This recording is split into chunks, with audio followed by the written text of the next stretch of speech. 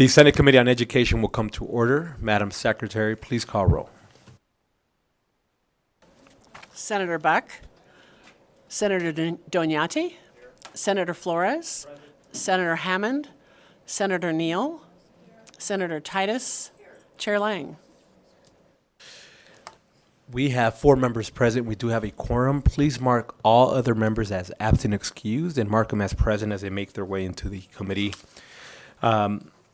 Good afternoon, everybody. Welcome to the Senate Committee on Education. Thank you all for joining us today, namely to some of our amazing students who joined us down on the floor. Thank you for joining us today. I want to remind everybody to please silence your cell phones. I am doing that myself as we speak. We have a very lengthy agenda on the Senate floor that we need to get back to. So in the interest of time, we're going to get started as soon as possible. I just want to remind everybody as you're asked a question to please state your name after each time you are asked a question. Any remarks you can always submit in writing to our committee staff. And we do have a bill presentation on Assembly Bill 43. We are going to limit support, opposition, and neutral to 1 minute in the interest of time. And we will allow no more than 15 minutes for each block. In other words, 15 minutes in support, 15 minutes in opposition, 15 minutes in neutral, and each person will be granted 1 minute. I am saying that just for the sake of transparency and so that everybody understand why we're doing that. Nobody feel that I am trying to cut anybody off. The 2 items on the agenda is a presentation along with the hearing. We're going to do the presentation first. I want to make sure that members have an opportunity to hear the entirety of the bill presentation. So we will do that second as they make their way into the committee room. So with that, we'll go ahead and open up the presentation on improving access to dual language education, increasing the educational personnel pipeline. And we'll go to Las Vegas, where I think I see all our presenters. Good afternoon, welcome, and thank you again for joining us. I know we've tried to make this work now on a couple of occasions, so thank you for your patience, and we're glad that we finally were able to resolve that. Whenever you're ready.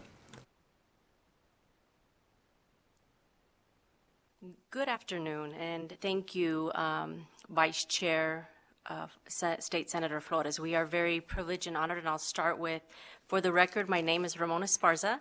I am representing various roles as the president of the Leadership Institute of Nevada, LION.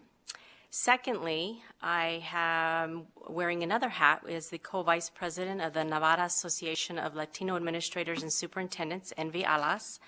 And last, I am recently retired. I served in the Clark County School District for almost 3 decades. I'd like to introduce my colleague and my ally in this essential work, Dr. Leanne Salazar Montoya. She's the assistant professor at the University of Nevada, Las Vegas, College of Education and Policy. We want to thank Madam Chair Lang and Vice Chair Flores and all the Education Committee members for allowing us this opportunity to share our L3 Linking Latino Leaders Aspiring program. We did provide a handout for you, and we'll be referencing that throughout our presentation. We do want to acknowledge and thank the Nevada Department of Education, the Superintendent Joan Ebert, and the University of Nevada, Las Vegas, via the Nevada EPIC grant, for providing the funding for us to move the needle in diversifying the leadership pipeline. We will provide kind of an overview of our work, just some small data research and practical solutions. I know that's been a hot topic to recruiting and retaining diversified teachers and leaders. Specifically, we're going to be addressing Latino leaders. So I'd like to introduce Dr. Montoya at this time. Thank you so much, Ramona. Good afternoon, and thank you to Chair Lang, Vice Chair Flores, the Assembly representatives, and members of the Education Committee. I am humbled to present to you all today during this 2023 legislative session. For the record, my name is Dr. Leanne Salazar Montoya, and I'm an assistant professor at UNLV, and I am a living testimony that with the appropriate support in place, generational oppression can be broken. I am grateful that UNLV is making forward progress, and by this, they are developing their top-tier 2.0 initiatives to diversify and show their commitments as a Hispanic-serving institution, an HSI, to invest in the minority community that we here in Las Vegas serve, and to the students that our students who are our current and future educators will serve here in the Valley. I am a veteran K-12 educator with more than 20 years of service, from the classroom to the superintendency, currently working to prepare aspiring school leaders at UNLV for leadership. I encourage this Education Commission to consider supporting the programs and endless benefits of a Grow Your Own Leadership Pipeline initiative, one that aims to develop leadership at the district, school, and classroom levels that reflect the students that we serve. As we all know, social and financial capital are not accessible to all, and diversifying the pipeline initiatives aim to supplement that imbalance. This past year, we piloted what we penned the L3 Linking Latino Leaders of Nevada project. The Linking Latino Leadership Pipeline project was a 6-series professional development opportunity for local Latinx and underrepresented minority faculty from nearby schools that were interested in navigating the leadership pipeline, and or they are currently navigating the leadership pipeline.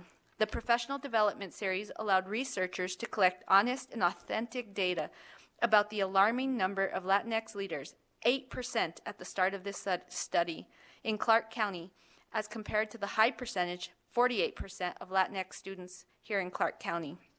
The study aimed to encourage, empower, and educate the aspiring leaders as they prepare for the leadership pipeline. The primary mission of this grant was to create a network of Latinx leaders while providing support, resources, and professional development to accelerate the retention, recruitment, and ascension of the Latinx leaders in Clark County.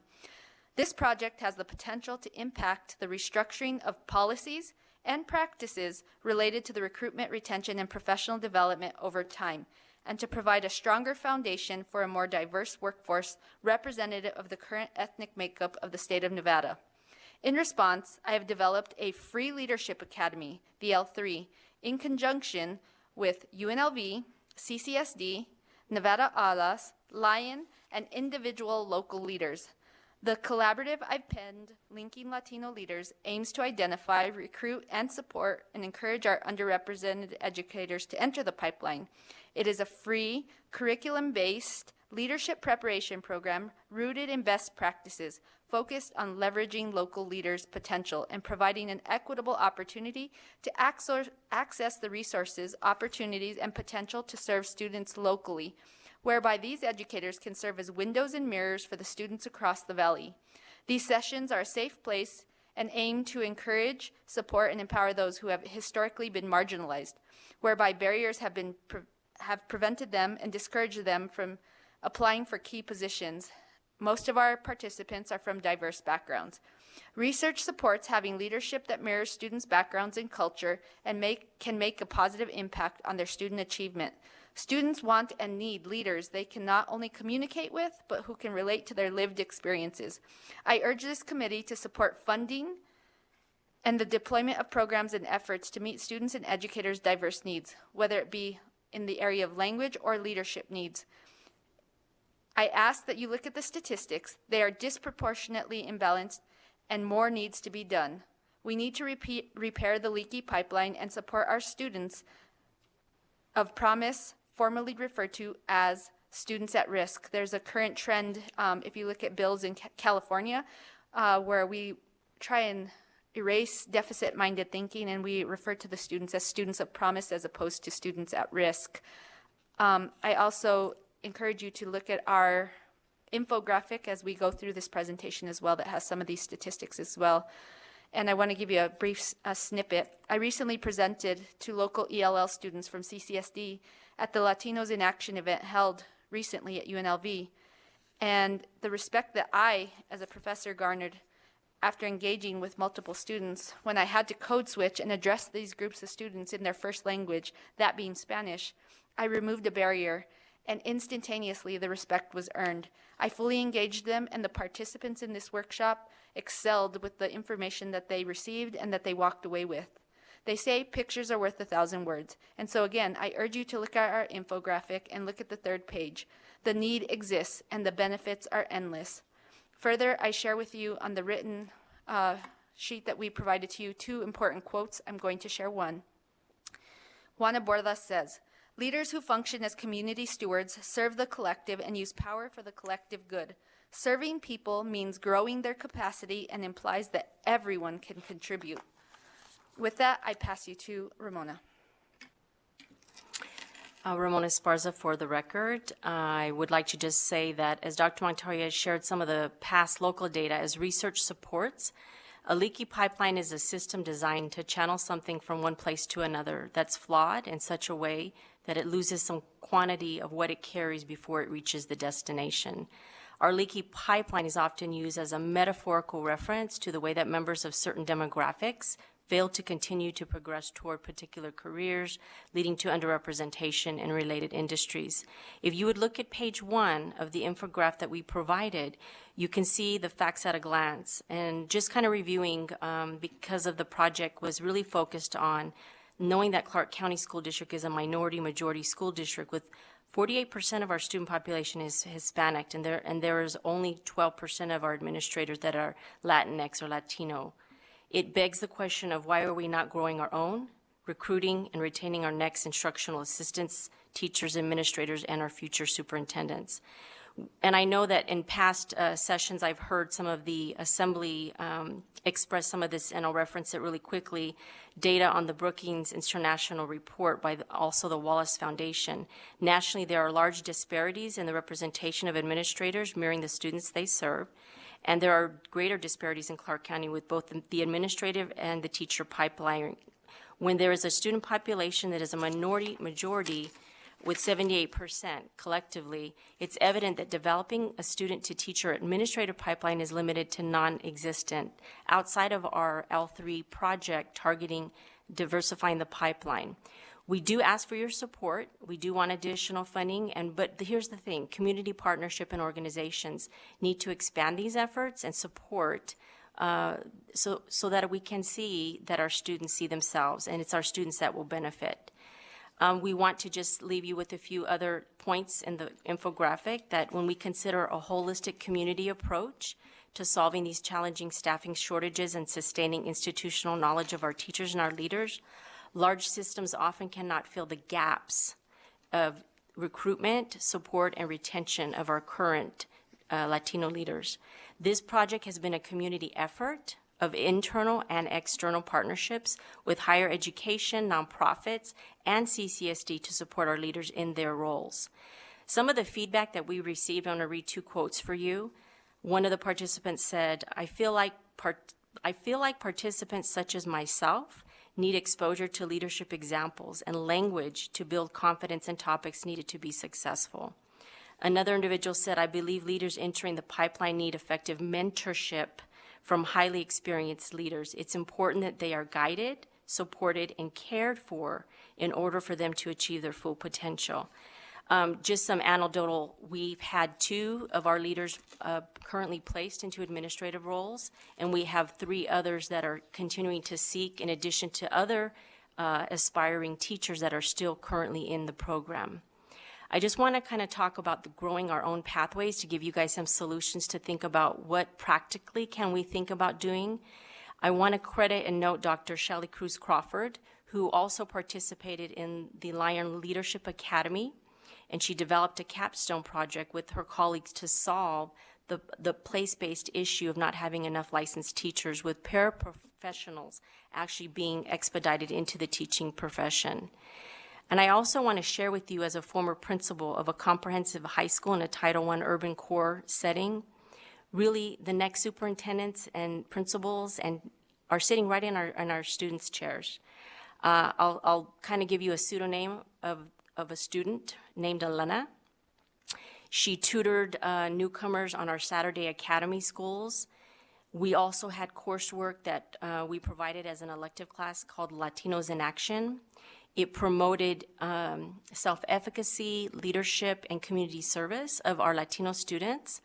And those students would walk a couple of blocks across the street to the local elementary school, Lake Elementary.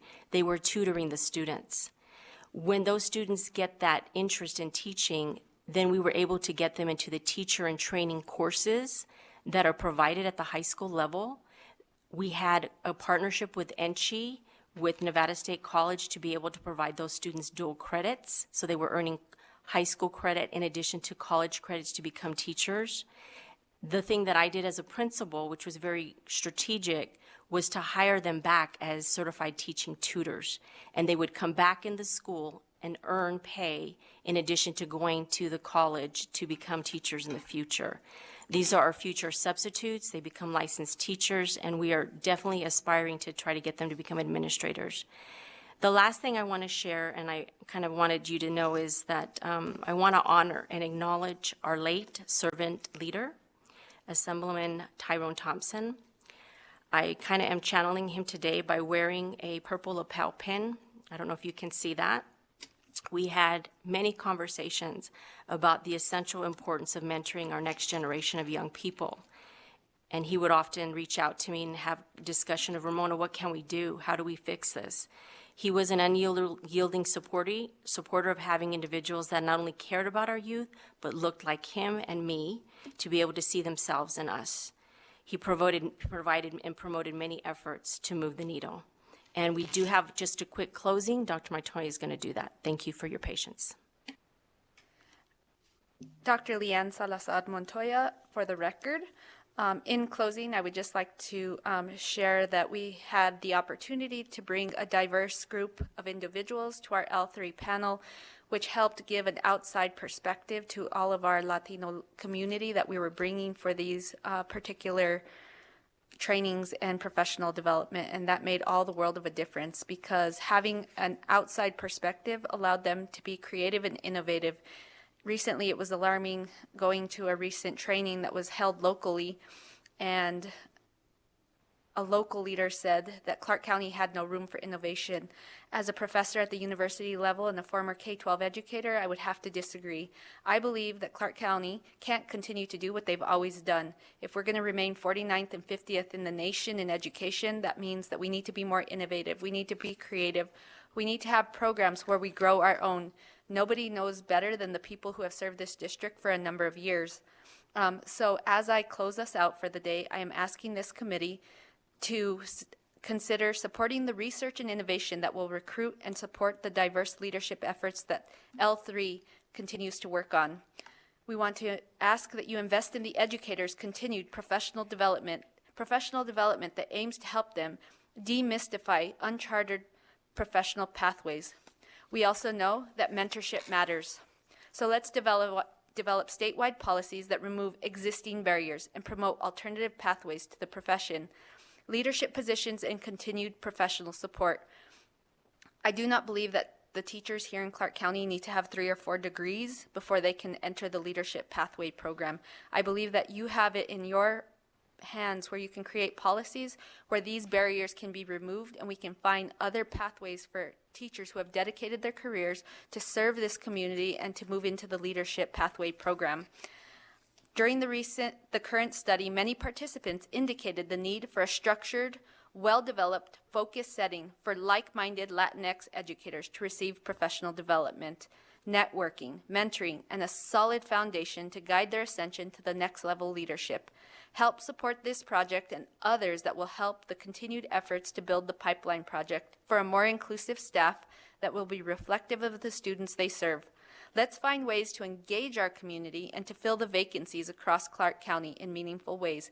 Again, I leave you. If we always do what we always did, we'll always get what we always got. And so let's start doing things differently and let's grow our own.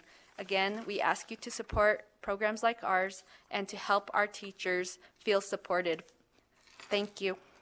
And thank you for the presentation. We do have a question for you. Senator Neal, please.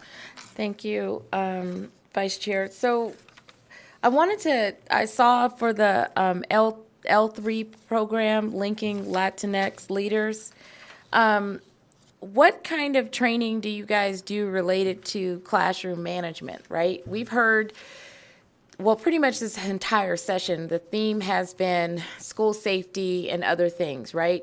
Not discussing the emotional learning, the emotional immaturity of being out of school for like 2 years and the state being shut down. So what are you guys doing around classroom management for students of color to try to, I guess, have more discernment around behaviors, attitudes, and other maybe family issues they may be bringing into the classroom, and also just in terms of academic loss, right? If a child feels like they're not learning, if a child feels like they're dying on the vine, sometimes how that, I would say the response is typically treated, the response from the child comes out in a way that someone else may not have encountered, right? Because children may not know how to articulate the fact that they're not learning, right? And that it's been going on for months, and that they don't know how to address the teacher who may not be teaching, although they could be tired. But talk to me about how you do that, because that's what I feel is more common in communities or schools of color. Thank you. For the record, my name is Dr. Leanne Salazar Montoya. I will do the first half of the response, and then Ramona will follow up. I believe that we harness it as a more umbrella-like approach, since this is the leadership pipeline, and their role in school leadership would then be to support the classroom level teachers. And so we have discussed with them, if you look on the first page of our infographic, that it's important for our school leadership to model the importance of being supportive of the very basic needs of our children. If we do not support them with Bloom's needs of hierarchy, if they don't have a roof over their head, if they don't have the social and emotional support, we need to support Bloom's before we can go into Maslow's hierarchy of needs. Do I have that back? Mm-hmm. So we need to, yes, sorry, Maslow's before Bloom's. We need to meet their essential needs first before we can get into Bloom's. So Maslow's before Bloom, because if our children aren't feeling socially and emotionally supported, they're not going to learn. And so we are preparing our school leaders by bringing successful leaders from across the country. So we have brought very successful superintendents from New York City, Denver Public Schools, Arizona, award-winning school leaders who have talked intimately with these aspiring leaders and talked about successful techniques that they've used in their particular school districts. We've also talked about the importance of reciprocal respect. If we respect the students will respect us, and really getting down to the root cause. Somebody recently talked to me and said that the essential question we should be asking all candidates who work in schools are, do you love kids? If you do not love kids, you should not be in school. If you are, a mastermind at chemistry, a mastermind at algebra, whatever your area of specialty is, that's only part of the job that you're going to do. But you really need to love kids, respect kids, and have an opportunity to help meet their very basic needs before we can actually meet their educational needs. And so with that, I'm going to pass this over to Ms. Ramona. Ramona Esparza, for the record. Thank you for that, Senator Neal. I really appreciate you bringing that question, because I think it's very complex in the sense that we have not acknowledged the trauma that our students have endured, and oftentimes their language is being displayed in ways that we wouldn't normally have seen pre-COVID, and we have not sincerely acknowledged that. And so really, my role is, like I said, multifaceted, because my position as the president of the Leadership Institute of Nevada, we did a partnership, just to address your question, with the UNLV School of Integrative Medicine, Dr. Annie Weissman, and we also engaged another nonprofit, Mindful Seed, Dr. Deb Oliver, to create some courses that are helping adults to understand the self-regulation for their own well-being first, in order to address some of the issues that they're encountering and seeing in the classrooms that we've never seen before. So we have to start with the adults and really understand that behavior of social emotional learning, and having social awareness and understanding responsible decision making, and really teaching our kids and really addressing their state of being and where they are socially and emotionally right now. I can't say, because I've left the system, I don't know what types of multi-tiered systems of support have occurred for schools, and the training that is provided that is definitely necessary. We embed that in what we're presenting and sharing with our diverse leaders, because you have to have relationships with our students in order to meet them where they are, and where they are right now is socially, emotionally, needing some assistance. I hope that addressed a little bit of your question. Thank you for that. I'm just confused. Are you doing the training, or are you just providing resources for training? I'm confused.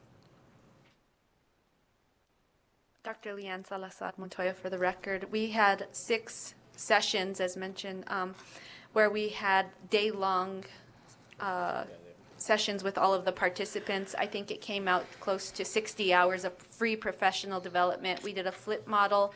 All of our presenters, for the most part, came for free. And because our teachers were using their personal time to attend these and truly invest as lifelong learners in their profession, we, because this was a research study, there was an incentive for them to participate in the research itself. So many of our participants were paid for their voice. And thank you for that. Members, any questions? Senator Buck, please. Thank you, Vice Chair Flores. I noticed that the first part of your title says access to dual language education. I was wondering how many schools in public traditional schools and public charter schools are dual language?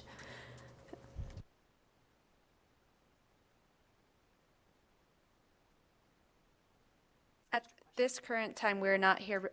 This is Dr. Leanne Salazar Montoya. And the current time, we do not represent CCSD and do not have those particular numbers or statistics on hand. However, that is a subject that we're hoping to integrate into year 2 if we're refunded. Having come from the great state of New Mexico, where bilingual education is front and center in terms of having success, we are hoping to embed that with some of our future speakers, but at this time, we do not have those numbers. And I couldn't agree with you more. Bilingual education definitely is a benefit to that. So I was just wondering, yes, if these leaders were doing practicums and student teaching, or potentially getting experience with volunteer hours in these settings, it definitely could be valuable. But thank you. And with that, I'll thank you again for joining us today and providing your presentation. We appreciate your time and again, your flexibility. I understand you're very busy, but we made it work. Thank you again. So with that, we'll close out the presentation, and we will now move to our bill hearing, which we have a Assembly Bill, 43, which revises provisions relating to school emergency operation plans. Good afternoon and welcome whenever you're ready.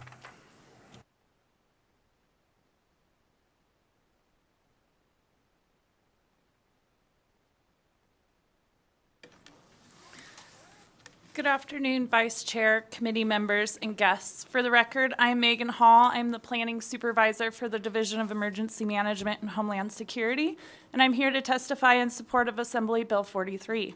Assembly Bill 43 revises the deadlines related to the required submission of school emergency operations plans to the Division of Emergency Management.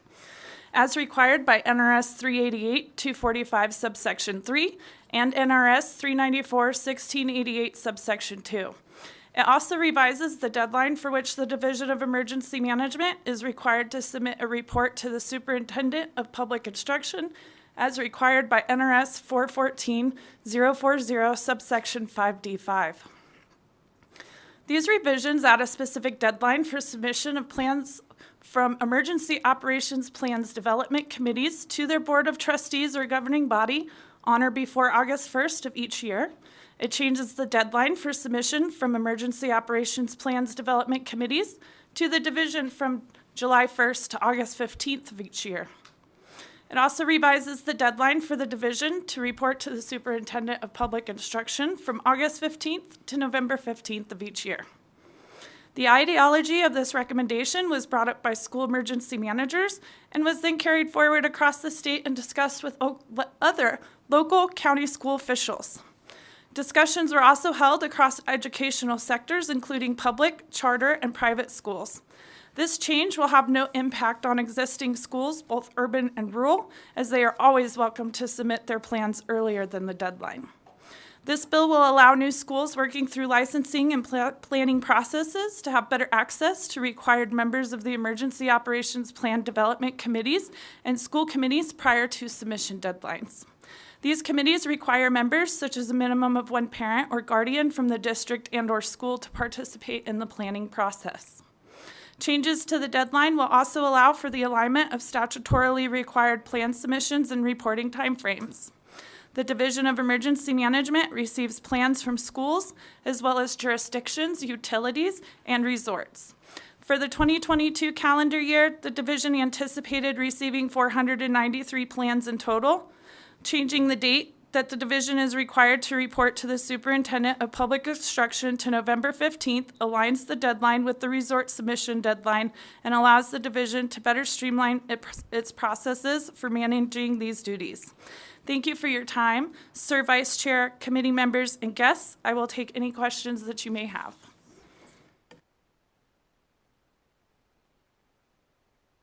Sorry, you got me right in the middle of a question here. Thank you for the presentation.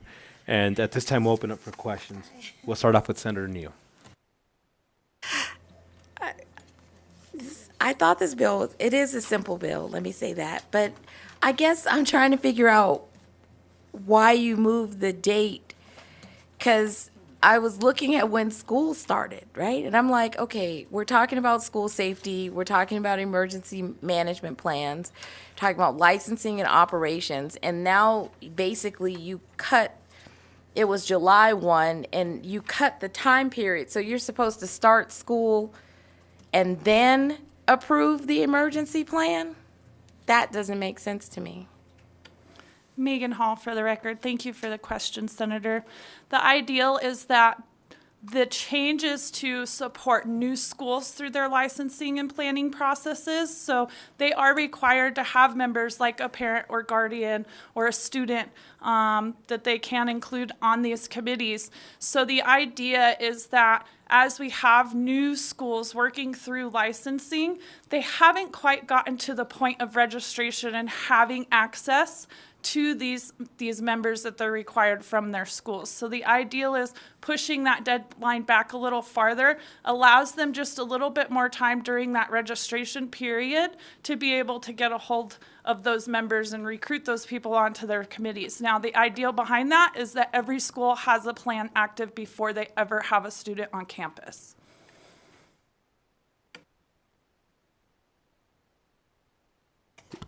Follow up? I don't. I know we have to get the floor, but listen, I don't know if it's because I'm super tired and I was here on Saturday, but that still doesn't make sense to me. Because I didn't read the bill as applying to new schools. I read the bill as applying to existing schools, and I don't see how moving that deadline later helps the school. I understand what you said about recruiting new members, but wouldn't it make sense to have some language in here, and maybe it is in here and you can point it out, about staggering the old members until you can recruit the new members? And do you even have success finding the members to get on the committee that happen to be parents? Megan Hall for the record. Again, thank you for the question, Senator. The ideal is July 1st is in the middle of summer. A lot of school contracts are on break for that month. And so it makes it can be, the feedback we've received from locals and those that carry out these plans is it can make it a little bit difficult because they're not on contract, they don't have people around.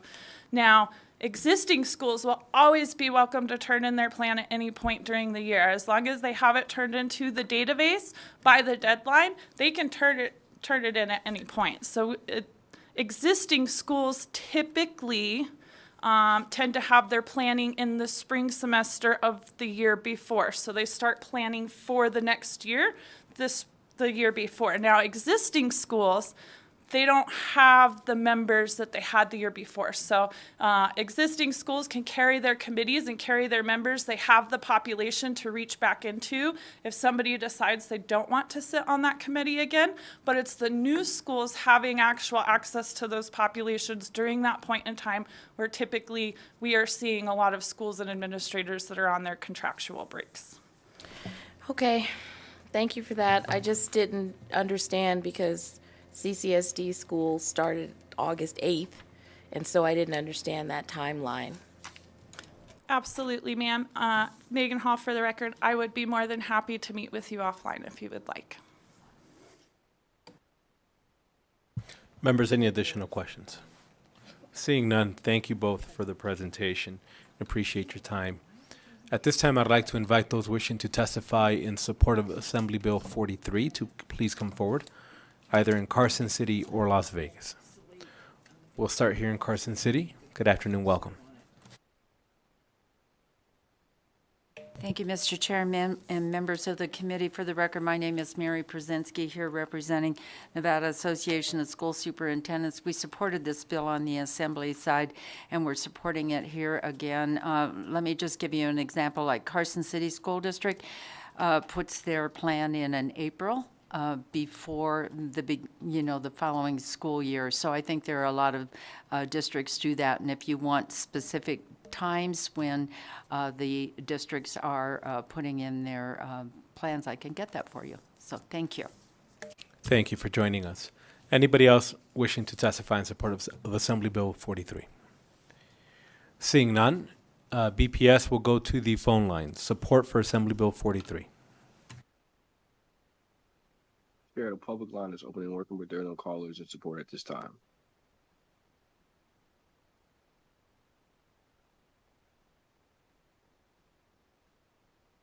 Thank you. We'll go to those wishing to testify in opposition to Assembly Bill 43.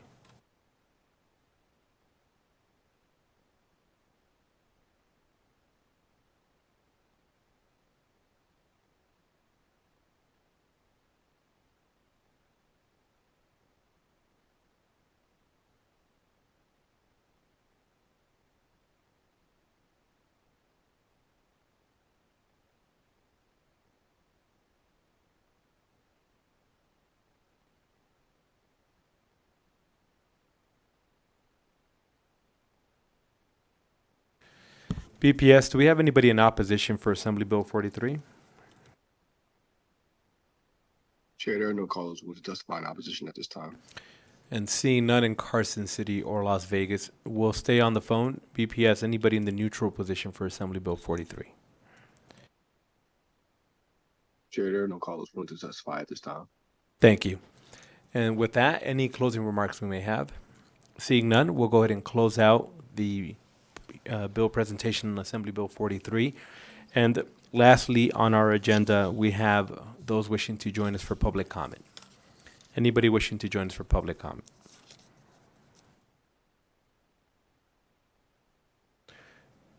I do see somebody in Las Vegas. Whenever you're ready. Good afternoon. It's been a long last week, and so I'm looking forward to watching you all work very hard this week while we take a little time off. My name is Susan Prophet, and I'm the Vice President of the Republican Club here in Nevada. And I wanted to ask you to continue to give every consideration to these education bills because they're so critical to everything else you're trying to do.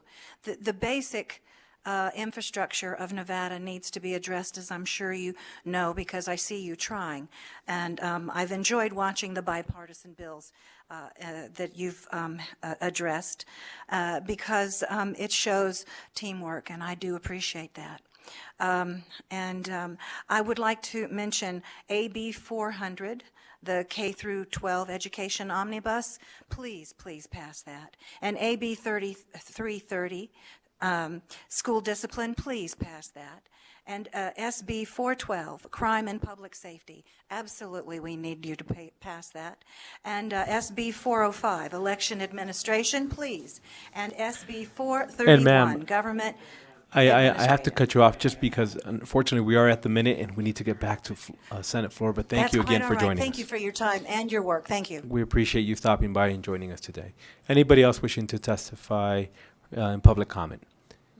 BPS, we have it. Please join us here. And BPS, we have anybody on the phone wishing to join us for public comment?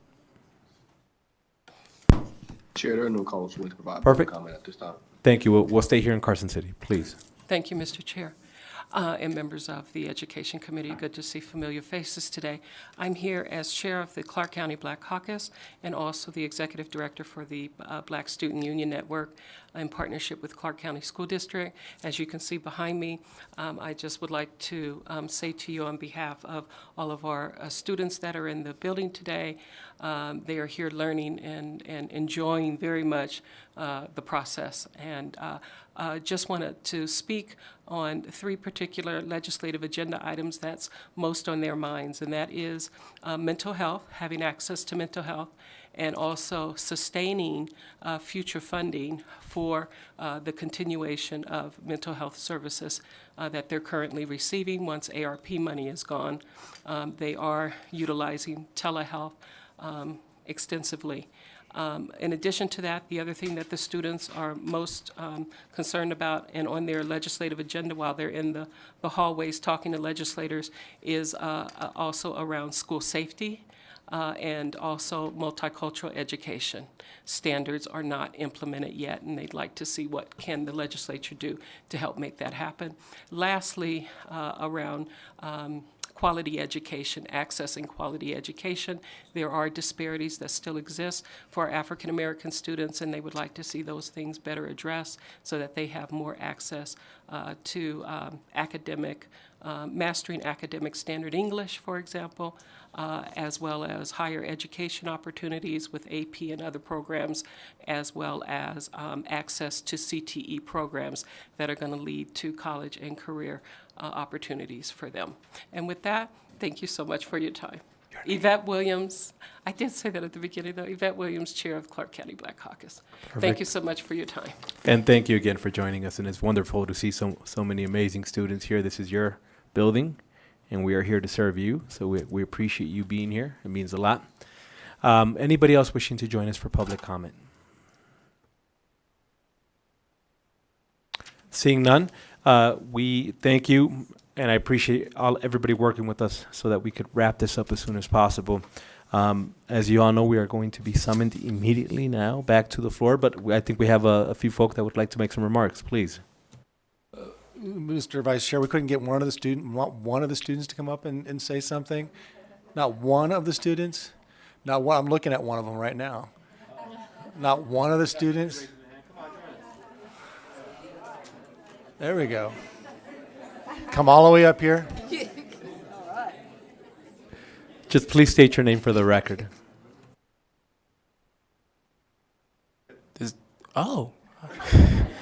Sorry. My name is Nikki Packard. I am a 16-year-old who's attending Legacy High School. I didn't want to say anything more important other than thank you for your time and for allowing us at BSU and any my fellow black students here to experience and learn and seek opportunities. Oh, sorry. As such as this, for me, this trip has been amazing. It's a learning experience. It allows me to focus and see what's my future, what's my goals, and seeing you all before me, it's something that I truly love, and thank you. I appreciate you all so much. And thank you, Senator Hammond, for inviting our students up. Just remember, maybe one time you'll be sitting on this side and your last name will be over here, and all your friends will remember this moment. We got one more, please. I want to address that. There's opportunities to be interns up here, so please look at those opportunities. Hello, is it on? Hello. My name is Jayla Ferris. I'm a senior at Canyon Springs High School, and I ask, as you guys go into passing these bills, reviewing these things, and going into the voting process, please consider the fact that you may have your own children, and they're in our situation. So if you would not put your own children in that situation, please be mindful of that for us, because we value our safety, we value our education, and we want the best for us, and we hope that the people who have been elected want that for us as well. And it's nice to see us be represented and know that we are cared for in that aspect. Thank you so much. And thank you. Thank you for joining us. And we have one more student. If there's more students that are going to speak, it's fine if you occupy all the seats. You don't have to come up one at a time.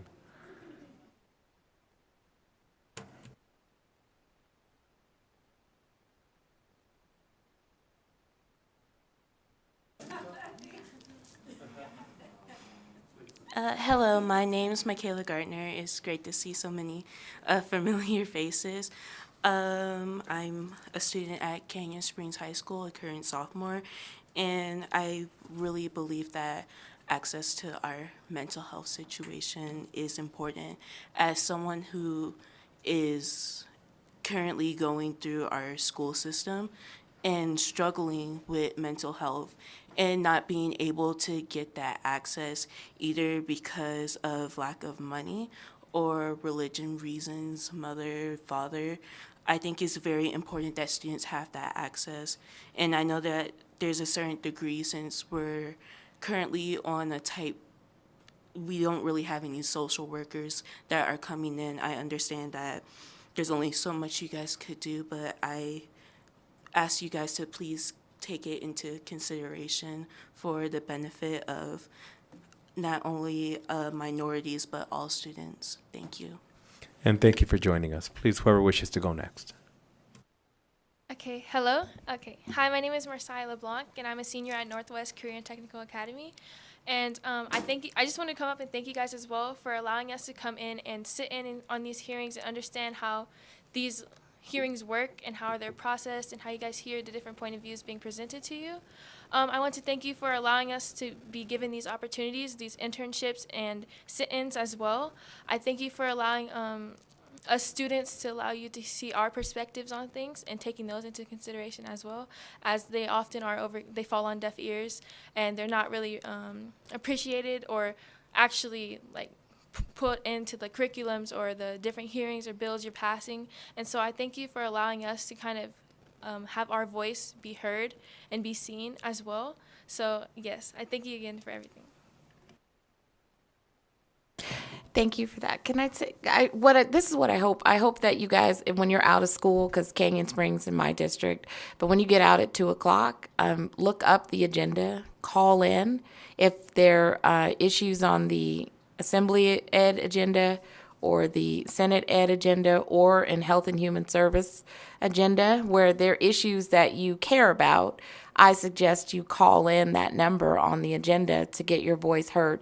And you know that you can still do written comment even after it's over and voice your opinion on a bill that was presented that you may not have been present for.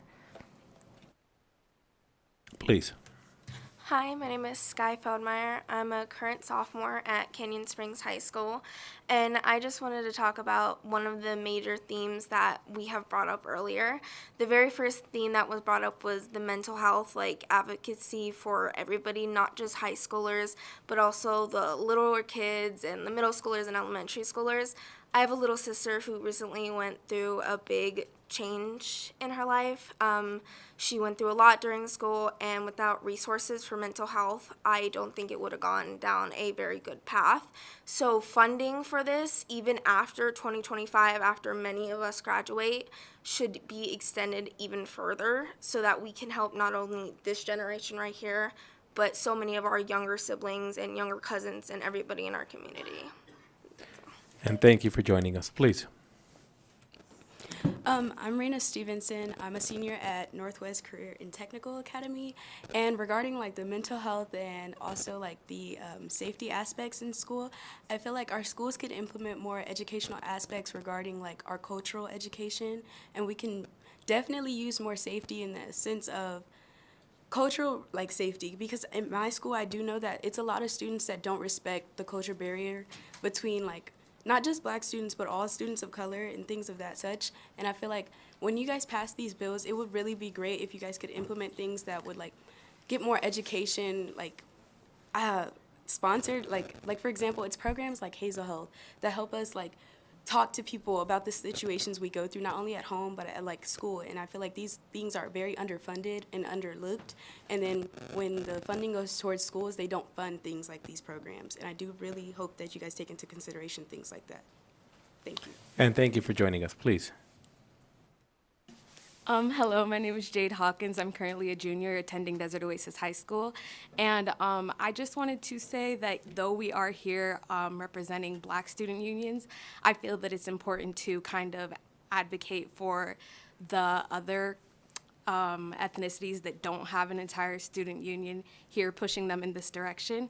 So as far as like our history curriculum, at least in Las Vegas and Clark County, I can say that though we have a very diluted session on Black history, there's other ethnicities that I find aren't talked about at all. For example, like Asian American history and Hispanic history in Nevada and Las Vegas. I feel like it's important for us as students to see all kinds of representation in our history curriculum, because in Nevada specifically, it's not just white people here. We have a very diverse population, and it's important to find that representation in the classrooms. And thank you for joining us. Please. Hi, my name's Amaya Frank. I'm from Southwest, and I just wanted to thank you guys all for letting us join you and talk about problems that we find very important. And I wanted to talk about how the other student was saying how other students, specifically Asian and Black students, were at my school. They were like more targeted, and I think it's still very important to get more counselors and access to mental health for students of color, and just any help that they could get. And thank you for joining us. Was there anybody else wishing to join us? Again, you're allowed to occupy all the seats. You don't have to wait, and do it one at a time. Welcome. Hello, my name is Cash Williams. I attend Cheyenne High School as a sophomore. And my main concern, I have two, but my first concern would be our teachers in our schools. I have 8 classes a day. Well, not a day, but in general, I have 8 classes, and I only have 4 stable teachers. And I find that troubling when I'm trying to complete work or learn a certain topic, and we don't have the correct teacher for it, or we don't even get the right lesson plan on it, because we have no teacher to teach it. And I find that a problem for many other students, especially students that have more trouble learning by themselves and like looking at a computer and learning, because they have no teacher. So now they're just stuck in a corner because they have no teacher. I find that a big problem. My second concern is therapists in schools. I would like for us to at least have an outlet in school. We have Hazel Health, but like you have to literally call them and go through like a whole process just to talk to someone. And I feel like having somebody on campus that you could talk to face would help a lot, because our counselors aren't trained to do that. So I feel like if we had therapists with the resources to express ourselves and have somebody to encounter our differences with, it would be great. Thank you for joining us. Thank you. Appreciate it. And again, we appreciate all of you joining us today. And I'll say that we often have an opportunity to hear from folk in the community and folk that get paid to speak in front of us. And I think all of you have done equally as good or better of a job to advocate for issues that are important to you, to demand that we do a better job in representing you. And I also think that it's very in tune how you are within the community, to be advocating not just for those things that impact you, but other members of your community. I just think you're well beyond your age. So thank you for joining us today. With that, members, we will be closing out today's Education Committee, and then we will immediately go down to the Senate floor. This meeting is adjourned.